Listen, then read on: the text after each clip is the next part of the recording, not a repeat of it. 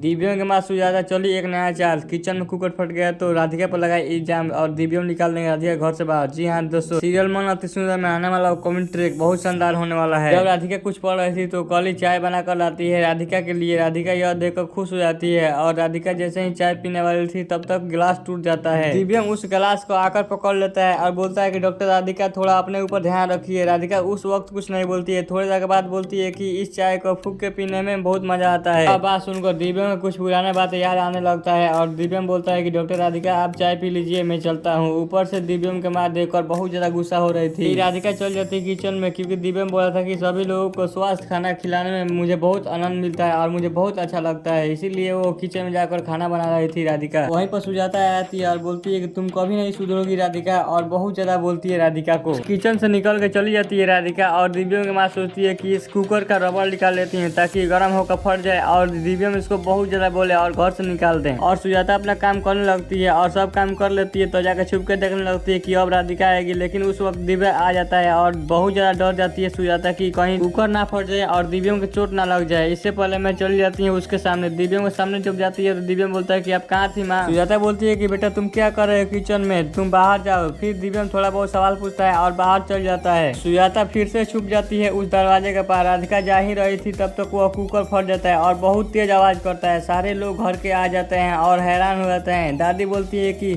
यह कैसे हुआ और कैसे कुकर फटा, उस घर में कोई है तो नहीं। दिव्यांग बोलता है कि उस घर में मेरी माँ है। यह बात सुनकर सारे लोग का होश उड़ जाता है। दिव्यांग दौड़ कर जाता है अपने माँ के पास, देखता है कि वो जाकर कोने में बैठी थी, बहुत डर गई थी। दिव्यांग बहुत ज्यादा घबरा जाता है कि माँ तुमको कुछ हुआ तो नहीं। तब तक दादी बोलती है कि ये कुकर गैस पर कौन रखा था, बेचारी सीधी साधी राधिका बोलती है कि मैंने रखा था। फिर दिव्यांग बहुत ज्यादा गुस्सा हो जाता है राधिका पर। दिव्यांग बोलता है कि डॉक्टर राधिका आपको खाना बनाना नहीं आता है तो किस लिए किचन में आई, और आपको कुछ चाहिए तो कल से बोल देना चाहिए। दिव्यांग पर बोलते हैं कि जाने दो बेटा, राधिका ये सब जानबूझ के नहीं की है। फिर सारे लोग घर के हॉल में चले आते हैं। सुजाता बोलती है कि इस लड़की के चलते हमारे घर में कितना ज्यादा दुख तकलीफ होता है, और दिव्यांग ये सब बर्दाश्त नहीं करता है। उठ कर बोलता है कि डॉक्टर राधिका आप 2 दिन के अंदर हमारे घर से चले जाइए। राधिका बहुत ज्यादा उदास हो जाती है और रोने लगते हैं। सभी लोग चल जाते हैं अपने अपने कमरे में। गोलू भैया दिव्यांग कुछ मूवी देख रहे थे, तब तक मूवी को देखकर दिव्यांग का याददाश्त आने लगता है और उसका सर दुखने लगता है। दिव्यांग बोलता है कि गोलू भैया आप देखिए मूवी में जाता हूँ अपने रूम में, और सर पर हाथ रखकर जाने लगता है दिव्यांग। तब तक राधिका और कली देख लेती है कि दिव्यांग क्या हुआ कि सर पर हाथ रखा जाता है। तुरंत जाती है गोलू भैया के लगे। राधिका बोलती है कि